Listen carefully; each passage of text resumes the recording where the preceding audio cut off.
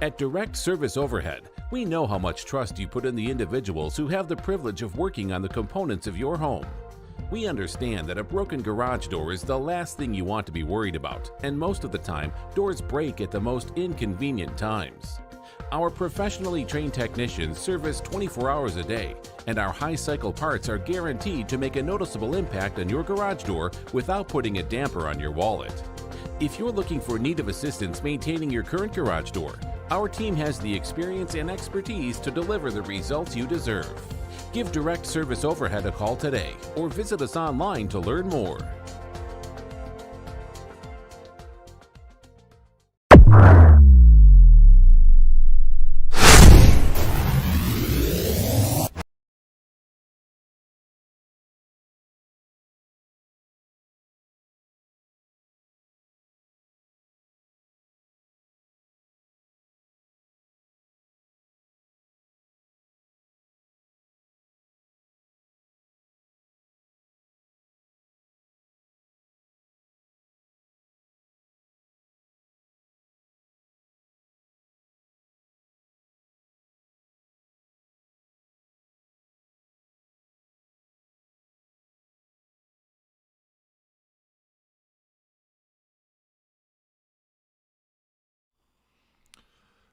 All right, it's Wednesday. Let's do this. 3, 2, 1. Yo! What's going on, Arkansas Razorback fans, SEC fans everywhere? Welcome.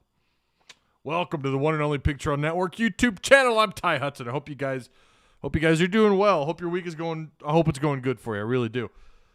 Good win for a good win last night for the Razorbacks. A win's a win, right? You got to take it, even if it was a little ugly. But J-Dub had himself an evening, and it was a really good post-game show, too.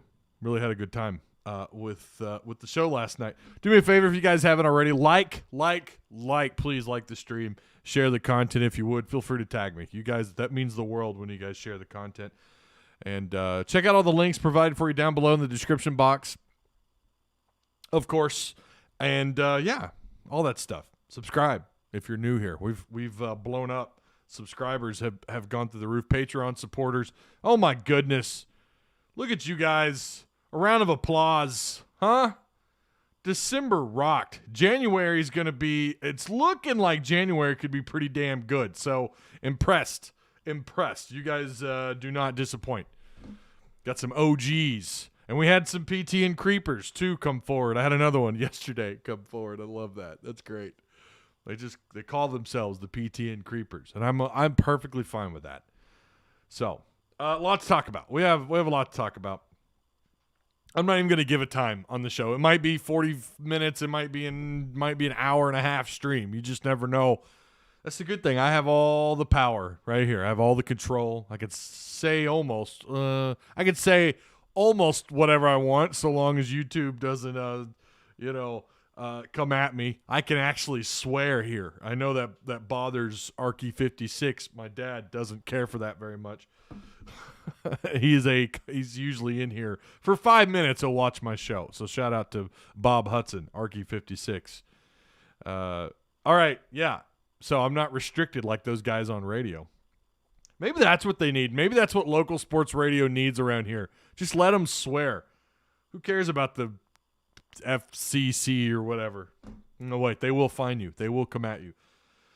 All right, the topics today are pretty crazy. Of course, you see Kendal Briles there on the banner.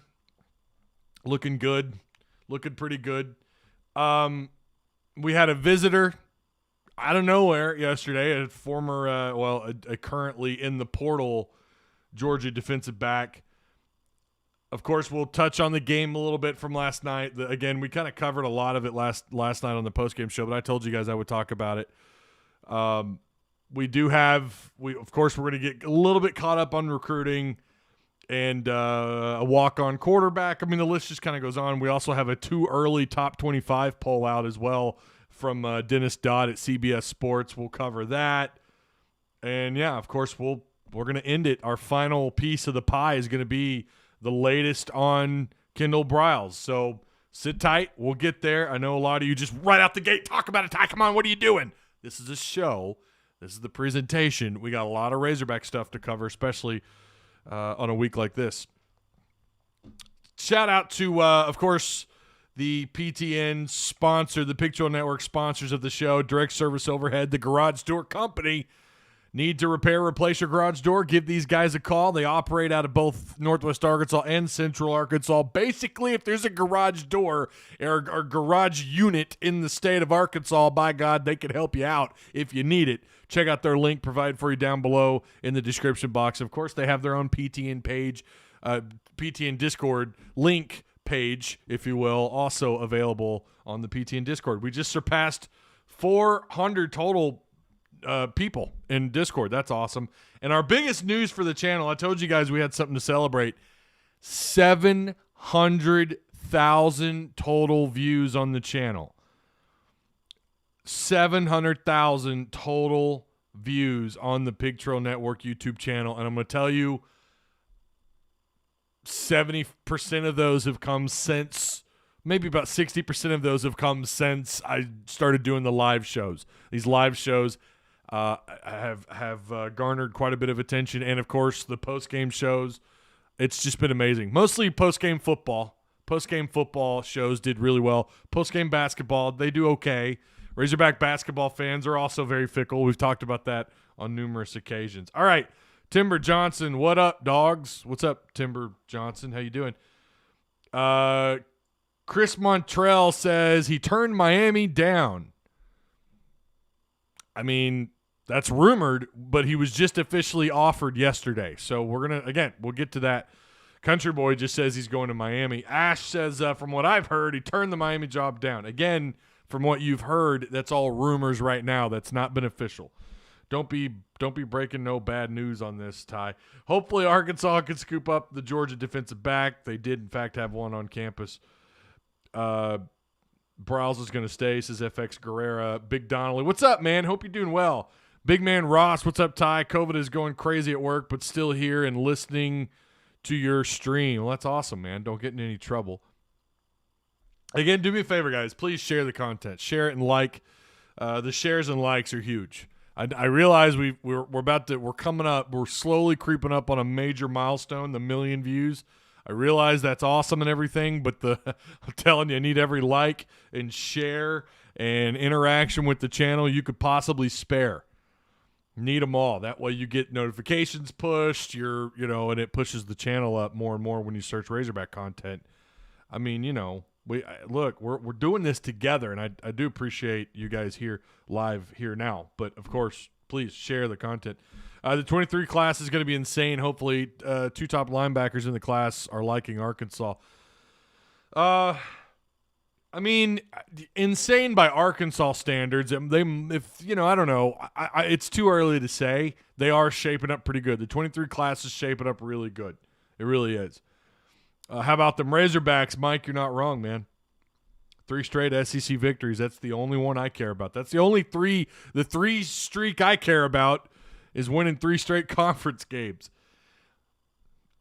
Just don't say the C word. Not that C word. You could say that I'm not. All right. I don't want to misrepresent what you're saying, Mike, because I'm not entirely sure what you're talking about. We had Briles haters. Where are they now? Says Marcus Murdoch.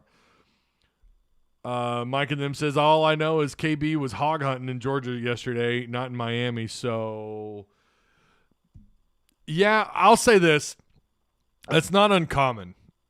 Because the way this works out is everyone thinks that Kendal Briles is on the phone with the AD or the head coach at Miami. That's not what's going on.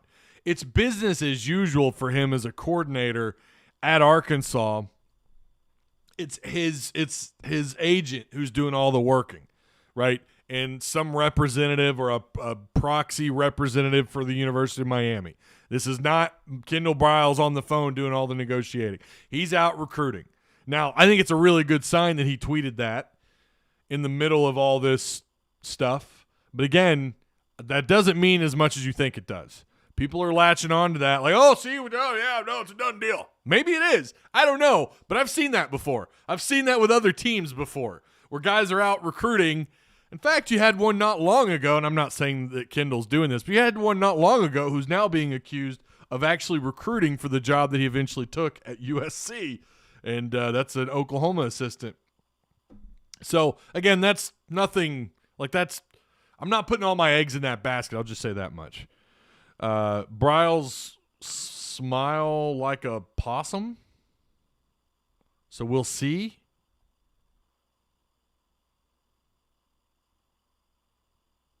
What? Someone said they see us possibly finishing top 10. Wow, that again, Ash. Look, man, I've followed Razorback recruiting for 20 years, and I'll tell you, if they finish top 10, that would be the highest ever in the modern era of college football recruiting. In the rankings, they've never fit. I think their highest. God, after the dust settled, when was that? One of Petrino's classes, I think, finished like 16th or 15th. It's not. I mean, I'm just saying that would be great. I'm just not there yet. But hey, you win 9 games, right? Don't give up. Don't give up the dream. Two DBs frisked Georgia at Arkansas yesterday. There was a rumor that another Georgia player was there, but I've only seen that on Twitter, and I don't know. Maybe there was. I'm not sure. I think Briles can improve. I get upset at times, but I think he's going to get better. That's a complicated – like, I think by now Kendal Briles is who Kendal Briles is as a play caller. When you say he's going to get better – I mean, it's not like he's brand new to this. It's not like this is his first gig, right? Florida State, and I'm all for Kendal, by the way. I want him to stay. But Florida State fans were saying this. Like, they weren't exactly sad to see him go, right? And that's only 1 year, and Florida State was a debacle, and it's hard to put anything on him for that. In fact, some of their brightest moments on offense, some Florida State fans are willing to give him credit for. But the same thing, you know, at some other jobs he's had, like, he is who he is. You say he can get better. I think the better way of putting it might be, just give me a second here, maybe his situational play calling or the situational awareness gets more aware. I don't know. But I think he is who he is. I think you're still going to see the double pass in the first quarter behind your own 10-yard line. I think you're going to see some goofy kind of stuff. That's just who he is. We have to learn to accept that, assuming he stays here. Kendal Briles is a beast, says Tristan. I mean, I like him. I love the continuity of bringing someone back like that for 3 years, him and Odom, if they're able to do that. Heard the quarterback transfer is a walk-on. He is a walk-on. I may have said transfer. I mean, it technically is it a transfer if it's a walk? I don't understand that. I'll admit I was critical of Briles, but I realized I'm just critical of his situational awareness. Exactly. I think that is something that is just bizarre. I've seen a few people have us in the top 10 in their way too early top 25. Do you think that is because KJ and transfer portal ties? So let's get into the first part of this, right? Like, the more I talk, the more I'm just giving away the rest of the show. So let's do this. Let's start off first with basketball tidbits from last night. Again, we're going to go over these really quick. It was a good win. Again, 3 straight. I get it. The 3-point streak was important to a lot of people. It's bizarre to me because it seems like the people who care about it most weren't even born yet. I've yet to see anybody, correct me if I'm wrong, anyone who was born prior to 1989 like myself get that upset over. I'm not saying it didn't kind of matter to people my age or maybe a little older or younger or whatever, but people who were born before 89, I don't see people throwing a fit about it at my age. Like, I get it. It's a hell of a streak. But it came to an end last night. 0 for 11. Listen, if you were to tell me after going into this game that, hey, guess what? Tonight against South Carolina, the streak ends. Wouldn't shock me. This is the worst 3-point perimeter team I think I've ever seen at Arkansas. I think it's one of the worst perimeter defenses and offenses I've ever seen at Arkansas. Maybe not the worst perimeter defense. They're slowly kind of getting better in that area, but they're still pretty bad. But they are atrocious outside on the offensive end. You might as well, when you look at Arkansas, you take the 3-point shot away. That doesn't mean that, you know, they've got a big game this Saturday. That doesn't mean they can't knock down 6, 7, 8, 9 threes. They are capable of doing it, but to do it on a consistent basis, they're one of the worst 3-point shooting teams. It would not have shocked me. It wouldn't have. If you were to say before tip-off last night, hey, it ends tonight, I wouldn't have been surprised. Nothing surprises me when it comes to what they allow to happen outside, like pretty average teams who are shooting now 37% against Arkansas outside. By the way, that's not good, depending on the shot amount outside. When you're shooting north of like 33%, that's not good for you. When you're giving that up and teams are shooting, 18, 19, 20, 21 shots, and they're shooting about 34, 35%, that's terrible. But on the other end, 0 for 11, that's all you really got to say. Now, that's not a lot of shots. That is well below the average of 3-point shots per game, I believe, this year so far. But, yeah, 0 for 11. Did not make a 3-point shot last night, the first time since January 7th, 1989, which started at Texas, a span of 1,092 games. That was the third, or currently is, the third longest streak in the NCAA. I was 19 in 1989 and witnessed the whole streak. It's okay. We'll be fine. The win is most important. There you go. Mike with that's how I am with it. Oh, it sucks. I hate to see that, I think back to 1989, right? Like it just springs forward some memories, like my obsession with the Ghostbusters and Ninja Turtles and Transformers. I had in our den, we had it was adjacent to our kitchen, right? If you have a den, you know what I'm talking about. When I tell people about a den, they're like, what the hell's a den? It's basically a garage converted into another living room. It was a pretty good-sized den. And we had a Razorback basketball goal, and I can remember the Razorback game being on in the living room. I would run back and forth trying to knock down deep threes, trying to knock down the deep ball, right? With our little Nerf. I think it was a Nerf basketball goal, shooting the Nerf ball, the Nerf basketball. A lot of good memories back then. That would have been about that time. Yeah, 1989. Good stuff, good memories, but it comes to an end. All good things end. All good things end. It is what it is. I couldn't care less about the streak. I was born in 82. There you go. See, I mean, I don't know anyone who's my age who's really that upset over it. And I had people that were, obsessed about it in our Discord. We got all these good people coming from the portal, but they still have to learn the playbook. That's a good point, Leslie. Their free throw percentage is pretty good. That's where they're getting their points. Doing really good at the free throw line. They're kind of, for the most part, they're pretty consistent there. I haven't actually looked up their free throw percentage on the year lately. It's been a couple of weeks, but last I saw it was middle of the pack, and maybe it's gone up since then. I don't know why you would leave the SEC school to take the same job at a non-SEC school. Miami is not Miami of 2000, but they're still capable. Listen, when you talk about talent, they're going to beat you out. When you talk about like recruiting, they're going to beat you out. They're a better school in terms of recruiting. In terms of the potential of what they can do, I would say right now Arkansas clearly has the advantage going into year 3 with Sam Pittman, but it's a tough call. I get it. Like, you're going to be a desirable. You can make Miami into. Here's a real question: who's more likely to make the playoffs? And I wonder if that's how Kendal Briles is kind of looking at this. Probably more so, who can help me better, right? What school can put me in the better position of getting a head coaching job? I'm not going to get into that. Hang on. We'll get to that in a second. I keep veering off. Born in 89, don't give a blank about the streak. All about stacking dubs, says Fit Nick. I agree. The Rams in Tampa will be the game. That's going to be a ball game right there. I'm not taking that jersey down. I'm not taking it down until they lose. It's not coming down. I put the Rams helmets. I'm not taking them down. I got some more Ram gear coming in the mail this week. I can't wait. If Briles runs a double pass, wouldn't it make much more sense to run it with another quarterback, not a receiver? Right. Sure. On the bright side, maybe they'll talk about the game now instead of the streak. Yeah, right? It seems like after every win, that's never been a conversation here, really. That's never really been a conversation here. I don't know that we've really talked about the streak that much here.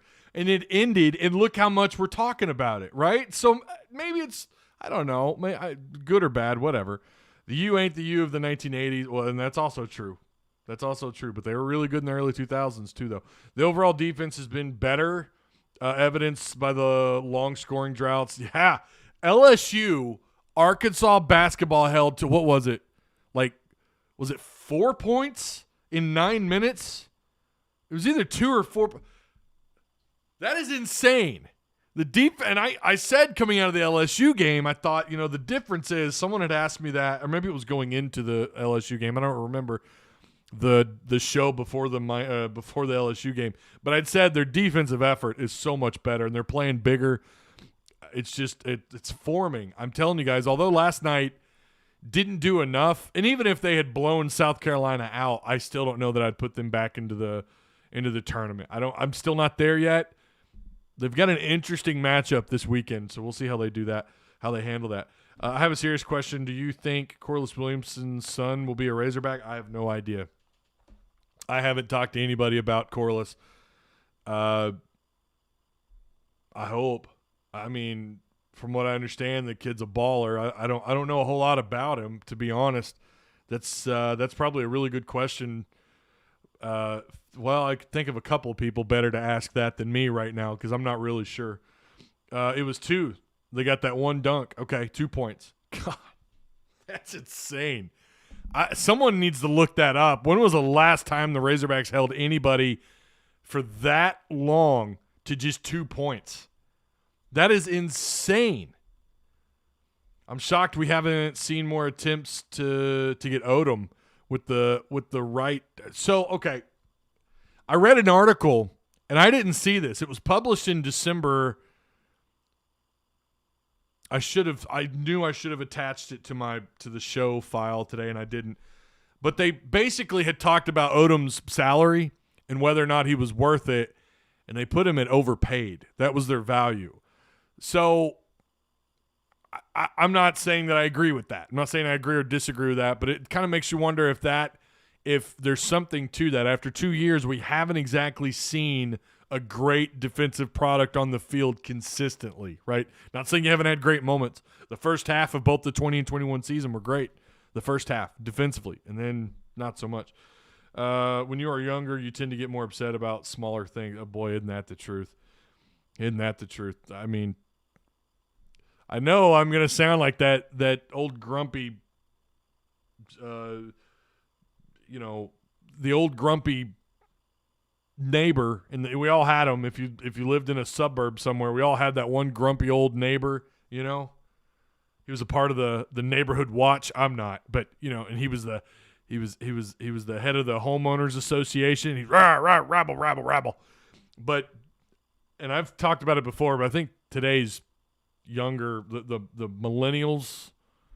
I guess technically I'm a millennial. I don't understand that. I was born in '83, but they're just softer, and they care about the strangest stuff.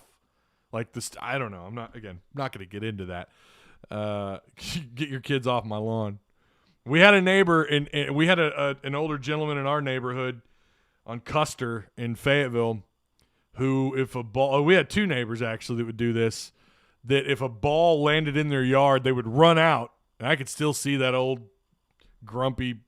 He would run out, grab the ball, tuck it under his arm, and run him back inside the house. I think my dad would be that type of guy if he still lived in a neighborhood.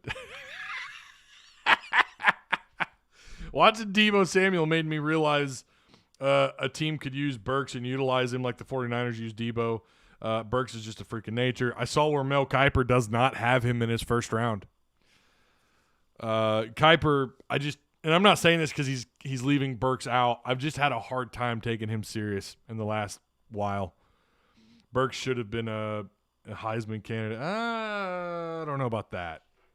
Yeah, you got to have better numbers, more wins under your belt. Like, I think had if he were in the 75-plus club, more touchdowns, 14, 15 scores or more, probably more, couple hundred more receiving yards.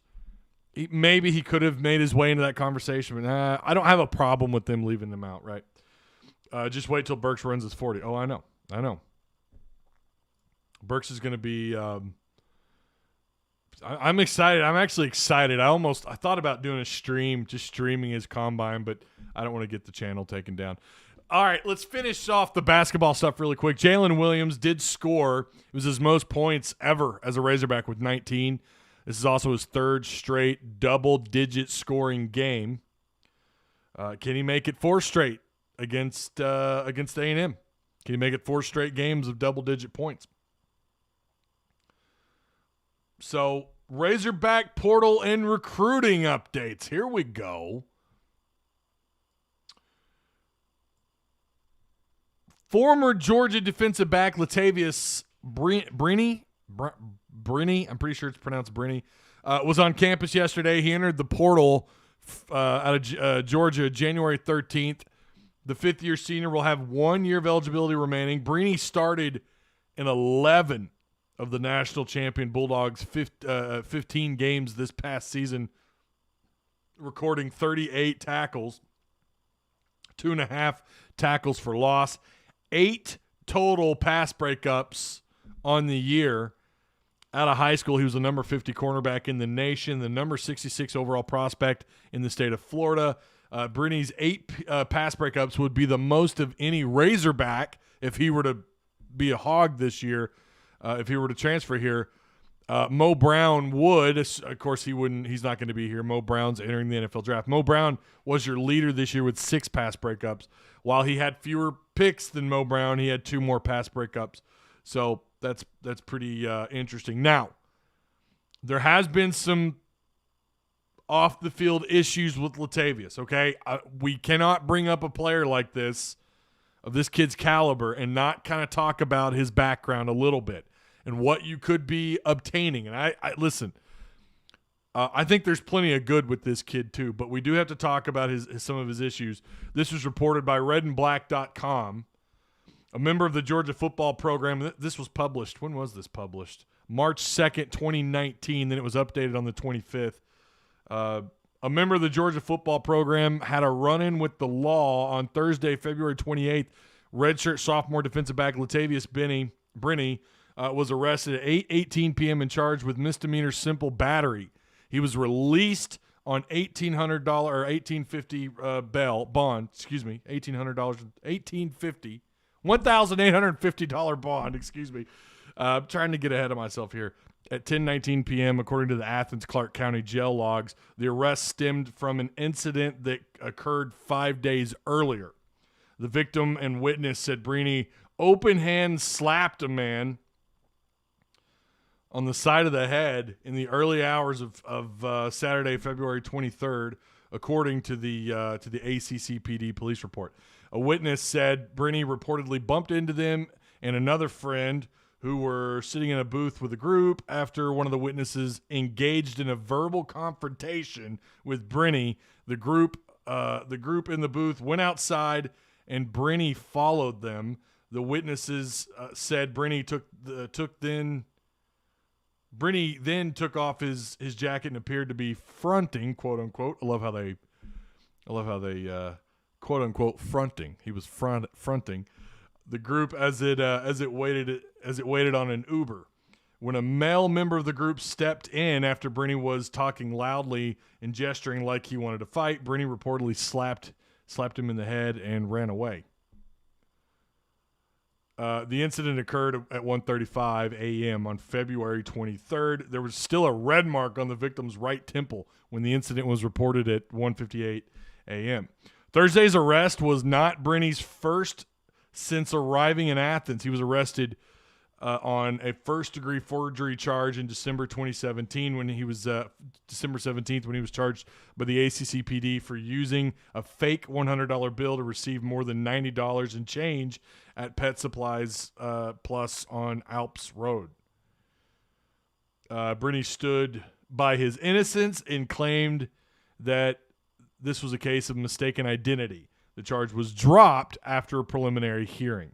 So Brini appeared in 5 games last season, recorded. Of course, that was based on that season. So he does have a little bit of a history with some run-ins with the law, But let's not focus on the negative only, okay? As I had to correct someone, I don't think this kid's a villain at all. I don't know a ton about him. But listen, there is still some good here. Here's an article written by 11alive.com. Woman praises University of Georgia football players for act of kindness.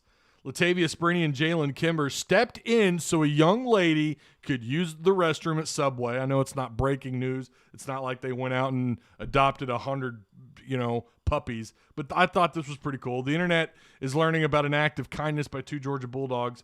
Christy Williams-Myers posted on our Facebook page that she and her daughter were in Athens at a Subway, and her daughter needed to use the restroom. Employees said she needed to be a paying customer, but mom forgot her wallet. So the two Georgia Bulldogs football players, Latavia Spriney and Jalen Kimber, stepped in and bought her a cookie so she could use the restroom. First off, Subway, what a bunch of assholes. Got to be a paying customer to use the restroom. Come on.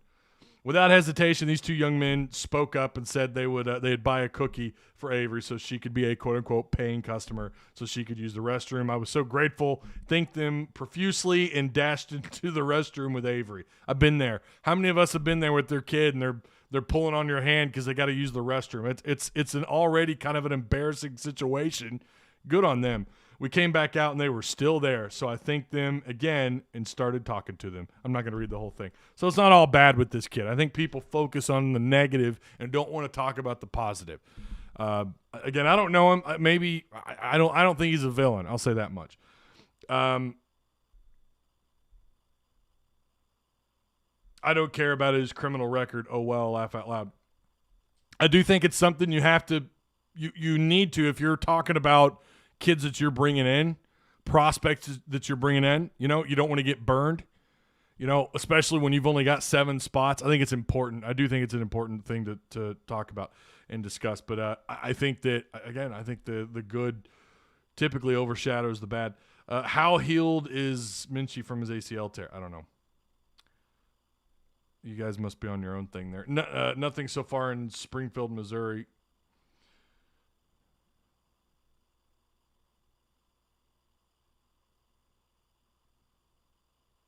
I'll actually watch a few NFL games since Burks will be playing. Well, there's other Razorbacks. Actually, are there any left in the playoffs? I'm not really sure. Are there any Razorbacks in the playoffs? Phylon got eliminated. Hunter Henry, Patriots got eliminated. Who's left? It's actually a good question. We need a couple of quote-unquote bad boys on the roster. They play with a different injury. Greenlaw. That's right. How can I forget the infamous San Francisco 49ers? Ugh. Yeah. Brandon Allen. Yeah, he's a backup. Yeah, with the Bengals. That's right.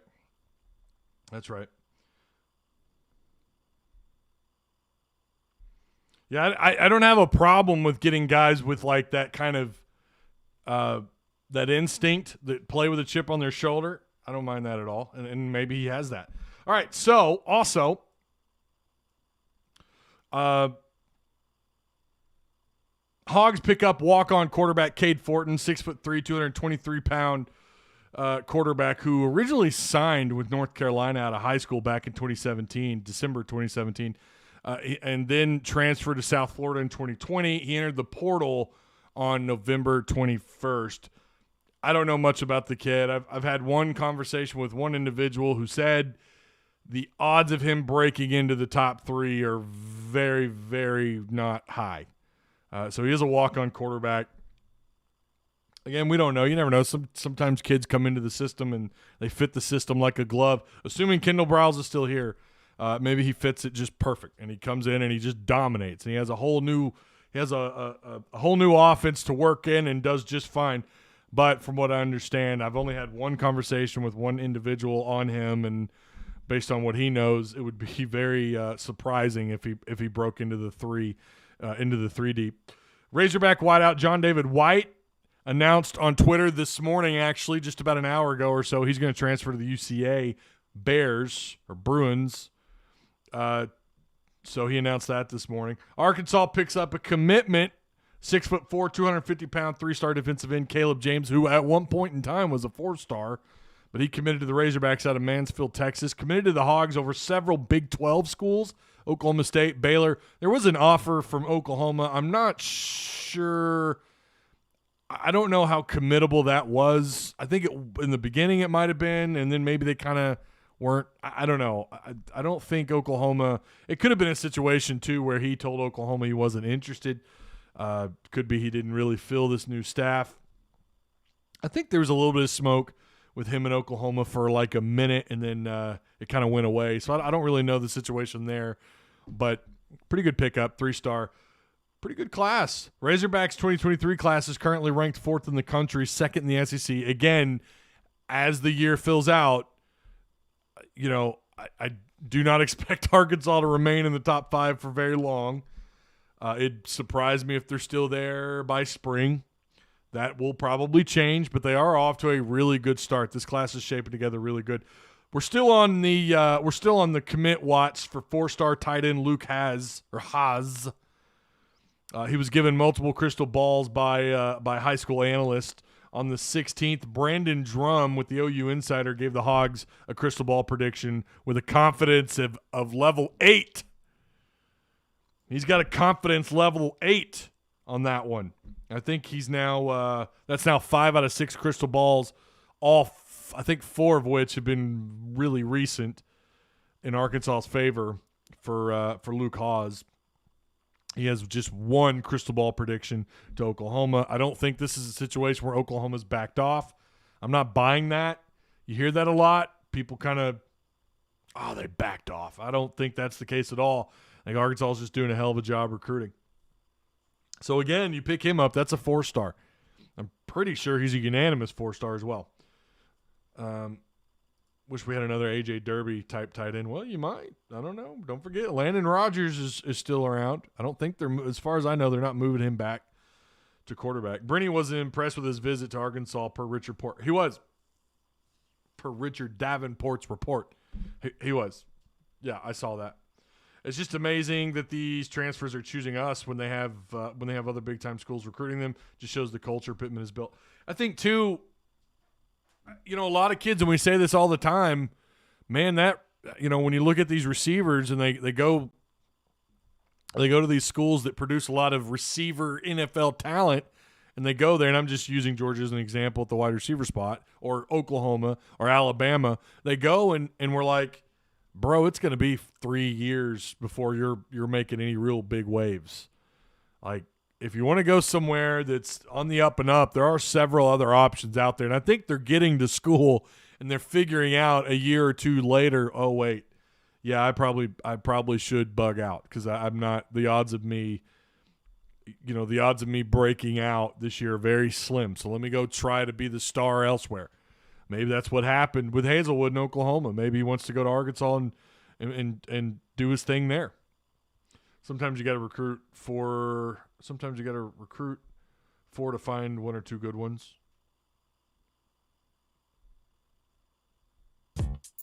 Hogs will have 3 top tight ends in the 2023 class. Is that a good thing? Don't want to see one of them transfer. Those who use older 3G they're not all 3 going to play tight end, Will. Visit verifythis.com for they're more. not all 3 going to play the position. It's likely that 1 or 2 of them get moved to wide receiver. These are guys, and they could all stay at tight end. I don't know. When you look at how bare they are there, like you had to move Trey Knox to tight end. It's not a good sign. When you're having to move a wide receiver, and I realize he went to the coaching staff. I realize he went there, right, to them to say, hey, I want to be on the field, so let me play tight end. But the fact that he did that, the coaches agreed to it, and then he's all of a sudden he's your primary tight end target for a good chunk of the season. Well, I mean, Blake Kern did a pretty good job as well. But the fact that happened, it doesn't exactly mean great things for the tight end spot. So it's entirely possible all 3 of these guys stick at the position. But from what I understand, they're expecting some. Lots of noise. A lot of stunned kids there. Michelle Obama joining the group of high school students. Oh. They're not at the age to vote just yet, but got the attention of our former. Thanks for the DM. Yeah, you can't leave those pages open. They'll just start playing audio. PT and ad game is strong. I'm telling you, man. It's so powerful. It plays right in the middle of my show. Thanks, Eagle, for that DM. I was wondering what you guys were talking about. Yeah, you leave a page open too long, it'll just start playing. I hate how that happens. And I have all that stuff blocked, and they still get through. But no, I think they're doing exactly what they need to do there. Let's move on to the Dennis Dodd top 25, the too early list.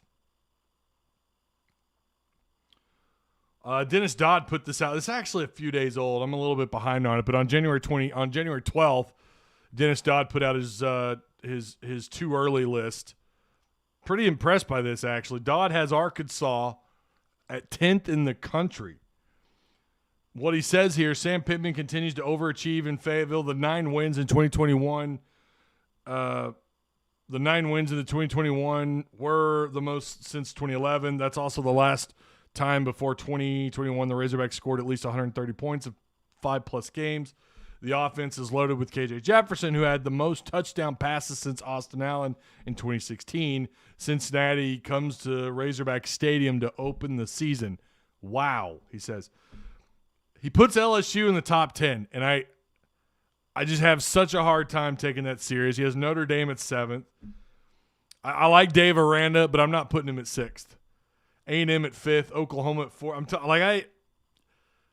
I don't know. I feel like Dodd, I don't even know. I like Arkansas's odds of being a preseason top 25. I don't know about 10th. That might be a little high. But then again, I don't know. Maybe not. We'll cross that bridge when we come to it, but his top 10 is a mess. His too early top 10 is an absolute mess. Bama at 1 is understandable. Ohio State 2, Georgia 3, and then, like I said, Oklahoma, Texas A&M. A&M at 5th. The nation's top recruiting class gives the Aggies a tailwind heading into 2022 with a true freshman having more of an impact sooner. It will be fascinating to see who contributes. Aggies will be drooling over top quarterback signee Connor Weigman. There has also been a hint of disappointment after beating Alabama and winning only 8 games. Now add Brian Kelly to the mix in the SEC West. I just would not dare put A&M at 5th. I wouldn't even have A&M in my top 10. I get they had a great recruiting class. Man, they have great recruiting classes all the time. Now, they had to buy this one. They had to form together and buy this recruiting class. But you know what? They did it, and kudos to them. These commercials, they just keep playing. I don't know if you guys could hear that or not. This is driving me insane.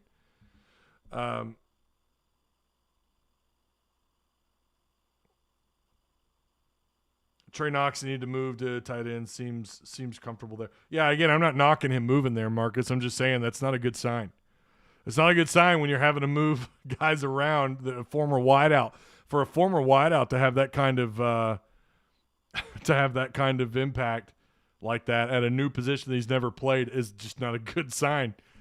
But yeah, I'm not digging his top 10 here. Baylor at 6th. Like, Baylor's losing quite a bit. They did knock Cincinnati down. Dennis did. Knocked them all the way back to 23rd. Knocked Oklahoma State. A little bit surprising they don't have Oklahoma State a little bit higher.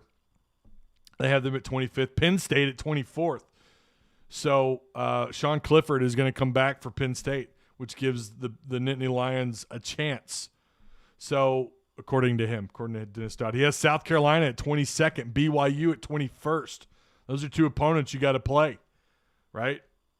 Who else is on here? Of course, you've got LSU, A&M, and Bama. So according to Dennis Dodd, Arkansas' schedule looks just unbearable, right? But you know what? We're Razorbacks. You're used to it if you're a Razorback fan. Yeah. What are we at here? 45 minutes. Ty, you think we could have a special run like Mississippi State did with Dak Prescott? It's possible. I'm not saying we'd stay there, but I think it's possible. Maybe. It's just too early to say right now. Trey Knox will be a monster at tight end in 2022. Mark my word. Oh, I fully believe it. I'm not doubting anyone if you think that he's going to come in and do his thing, right?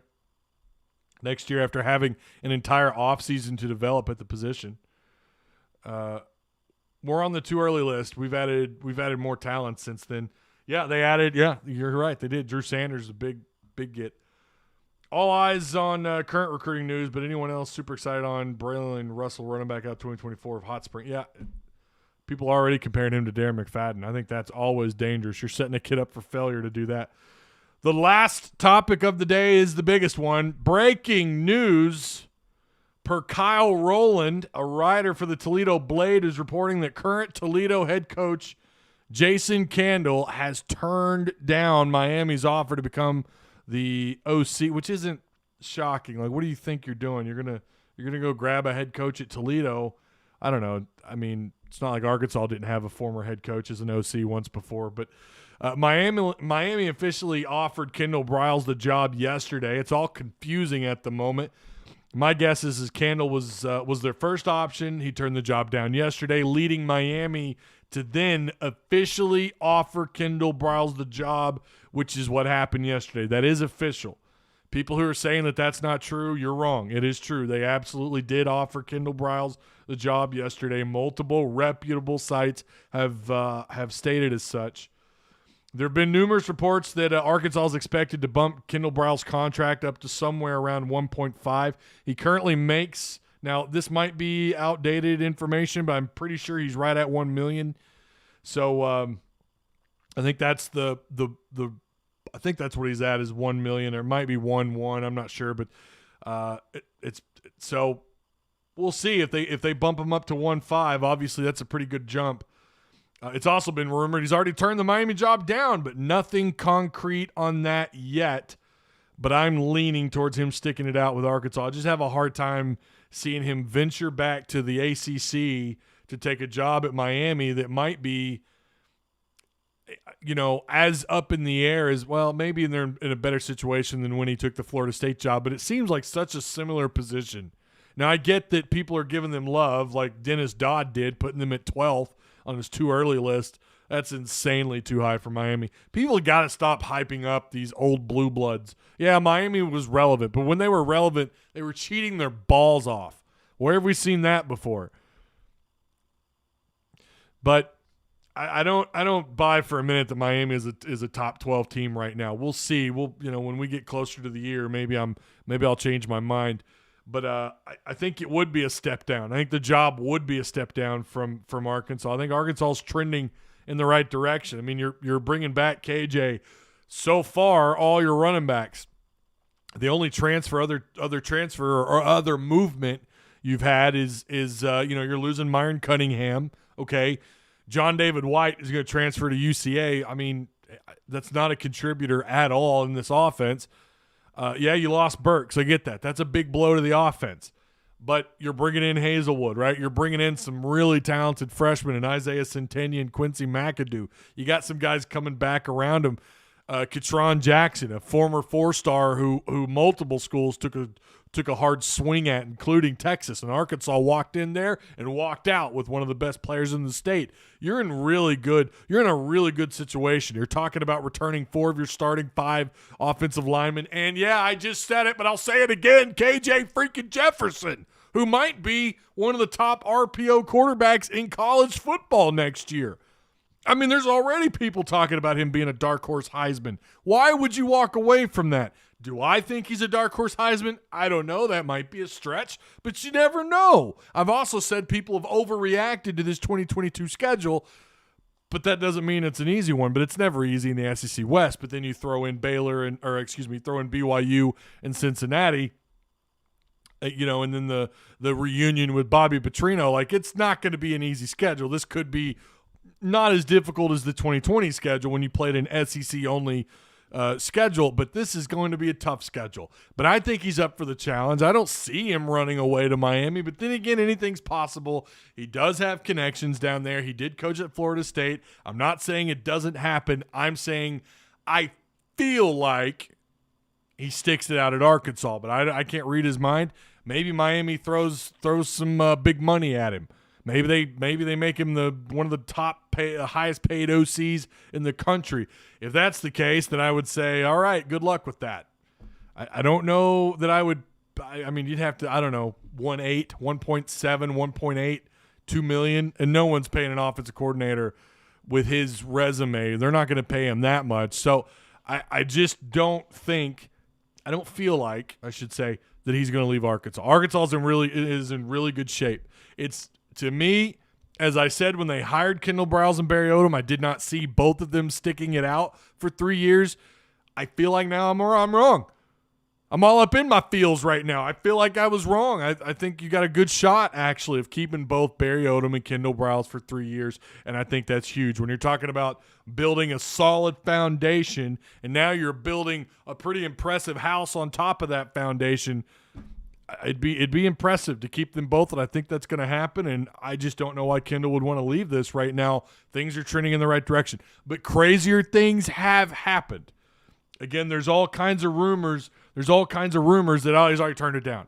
We don't know that yet. That's just smoke. That's smoke. Until that's confirmed, I don't think anyone really knows for sure. Again, I know he posted the Twitter picture of him out recruiting, and everyone's like, "Oh, see, there it is. That's all you need to know." And maybe there's truth in that. Again, maybe you're right, but I've seen that before. I follow some other teams and coordinators are used to. I'm telling you, that's happened before. Guys have been on the recruiting trail, and then it breaks the following day that they take a job elsewhere. Happens actually more frequently than you would realize. But no, I think Arkansas is in good shape. I think Kendal Briles returns. Now that Miami can cheat legally, will we see them on the rise? It's a good question. That's a real good question. Hey, Ty, did you see the article where Eric Dickerson finally admitted, but he admitted that on the Pony Express 30 for 30. He talked about A&M giving him the what was it, a Trans Am, right? Yeah, Trans Am. I think he already talked about that. People are saying he just now broke that. I'm pretty sure he said that on the and by the way, one of the best sports documentaries I think I've ever seen. That was entertaining. He mentioned Arkansas as well, talking about how we also crossed some lines. I mean, I don't doubt it at all. Back then, it really was the Wild West. You think it's crazy now. Back then, it was wild. And then, of course, SMU got absolutely decimated by the NCAA. Miami has been in trouble with the NCAA on multiple occasions. What was Misa's right, ... Briles ain't leaving for an OC job. You're right, ... I don't think he is. I think if he leaves, it's going to be for a head coaching job. Even if he left offensive coordinator position, Arkansas is real hot. Pittman would find a solid replacement. Well, the good news there is I think you've already got your replacement. And the more I think about it, I'm not saying he would be great. I don't know. But the more I think about it, Dow Loggins, who's been killing it on the recruiting trail, it feels like he would probably be the next guy up. Now, I used to say I would rather them look around first, and I still believe that. I would kind of see what's out there first. At this point, it might be a little late, might be a little difficult. I mean, you're talking about we're in late January and you're out trying to find an OC. How many high quality OCs? But then again, with the running backs, with KJ, with Hazelwood transferring in, with the possibilities of these skill position guys, with the offensive line you've got coming back. Right? An all-conference center, a 14th year right tackle in Dalton Wagner. I don't know, man. Maybe they could convince someone. Give them a pretty good. Give them a raise, probably. I think there's some OCs out there you could up their pay and bring them in. But I would kind of be interested in taking that route first and then going to Dow Loggins. I think Dow Loggins, look, I mean, he's here, right? He's been here for a year. He's done a good job. I thought he did a good job breaking Trey Knox into the position. Did a good job. I mean, he deserves some credit for Blake Kern, right? Blake Kern kind of turned it around in the second half of this season. And Trey Knox's movement to tight end, while I still think he needs a lot of work in the blocking department, he's going to have to put on some more muscle mass, maybe a little fat, get used to actually playing the position and playing in that role through the offseason. I think Trey Knox could be pretty dangerous at tight end next year. you got to give Dow Loggins some credit there. And he's been a coordinator in the NFL, I think, at 3 different jobs. He's here. From what I understand, he was learning quite a bit from Kendal Briles in that veer and shoot offense. Maybe he has his own version of the veer and shoot, the high tempo RPO that he wants to implement, and maybe it works even better with KJ. I don't know, but it seems I'm not as panicked about losing Kendal Briles if that were to be the case because of Dow Loggins, who I keep wanting to call Kenny Loggins. I'm feeling I'm not as, it's not as worrisome to me, right? That's what I'm saying. So many commodities right now in Fayetteville, and also who doesn't love Pittman? I think coaches want to coach for Sam Pittman, and that's why you probably should end up with both your coordinators back for year 3. Mike Wilmot says, "Go Rams, Super Bowl champs." I sure hope so. I was 16 when they won with the greatest show on turf in St. Louis. Playing South Carolina at home instead of Georgia and Athens definitely helps. I agree. If Pittman promised the job to Dow, I want him to. Well, we don't know that he did that, John. We don't know that he did that, John Everett. We don't know that he did that. We have no idea that he promised him a job. Man, I got Rams. Oh, why'd you delete it? Ash, I was reading that. Why'd you delete it? Yeah, we forget about Bakke, right? We forget about Quincy McAdoo, Isaiah Centenia, who, again, not going to be here for the spring. That's a little disappointing. We could definitely get and maybe already have a good OC. I'm just hoping for continuity. I agree. I'd like to see the Bills make a good run. Listen, if the Rams get eliminated, I'm cheering for anyone who's not expected to make the. I don't want the Chiefs there. I don't want the Packers there. Although I get the history with the Chiefs and the Packers in the Super Bowl, but I almost would prefer Buffalo. I want Buffalo to get in there and win one. Cincinnati, how special would that be for Cincinnati? Even though when I think of the state of Ohio, I just think of a giant crime scene. I just think of like it just seemed, I don't know, something about Ohio has always made me think like, and they do the same thing with us, right? They think we're nothing but trash down here, but I feel the same about Ohio. Like I just think it's one big crime scene. But anyways, I digress. Which incoming wide receivers are gonna be there in the spring? So McAdoo will for sure be there. McAdoo will be there. Cincinnati would be awesome, or Tennessee. I don't know. Tennessee Titans. You're gonna cheer for the 49ers. No, I am not. Like hell I am. I hate the 49ers more than anybody. I hate the Niners. And I've hated the Niners for years, for decades. This isn't some new, I hate the 49ers. I'm happy that Dre Greenlaw has found success there, but McAdoo's already on campus. Yeah, I think so. I think he enrolled early. So did J.J. Hollingsworth. If Burrow could pull it off, oh, Lord, with the mashed potato stuff. Good Lord. All right, so that is going to do it. We're at the hour mark. Look at that. Perfect. Perfection, right? A lot to cover today. We'll have more on Friday. Hopefully we'll have some more updates. I think we're going to have some maybe recruiting updates. Possibility. We'll see. Rams beat Bucks, lose the NFC Championship to Packers unless they choke again. I could have sworn the Rams played the Packers for this next round. Could have sworn I saw that somewhere, but they're taking on Tampa. I don't like that game's in Tampa at all. I do not like when a coastal team or a team all the way out on the West Coast has to travel all the way down to Tampa. I don't like that. That kind of gives me the bad vibes. Rams beat they're undefeated against Tom Brady since he's been with the Bucks. I do think the Rams are better, but like I said, I think the Rams are probably the second best team behind the Packers in the NFC, and I think they're in the top 3, top 4 in the NFL when they're fully healthy. We forget Cam Akers just came back.